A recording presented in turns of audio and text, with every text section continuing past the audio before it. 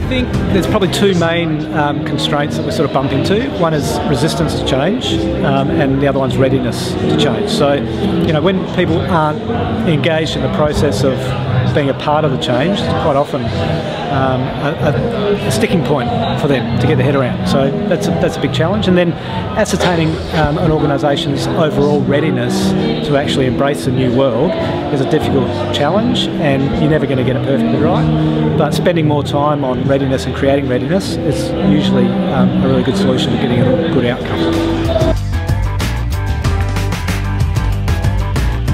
Yeah, I think I'm biased, of course, being a psychologist, but I think personality is a really crucial factor. You know, we do understand and we know a lot more about how humans are hardwired now and what it takes to be a good learner, basically.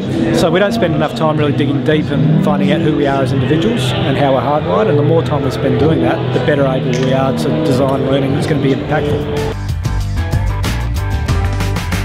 Yeah, well, I think we've spent the last sort of 150 years looking at a series of events and ticking boxes in terms of delivery, and expecting that once a training program has been delivered that would necessarily induce change, and clearly the data says it doesn't. So seeing learning as a much more emergent, more continuous and more individually driven process is really vital to getting the outcomes we want, which is fundamentally behaviour change. So we need to get, I guess, a little bit better at customising individual programs and using technology to customise them.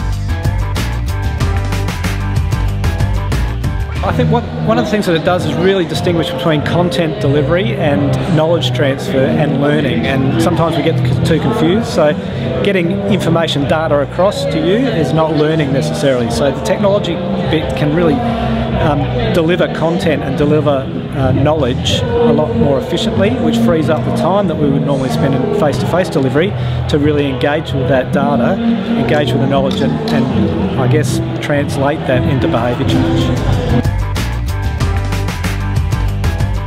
Yeah, I think whenever you bring learning and development professionals together to explore new ways of thinking, new ways of sharing, it's a really synergistic and creative process. So where you're engaging with new ways of thinking, new ideas, new content that's emerging, I think it's a really valuable space to hang out in.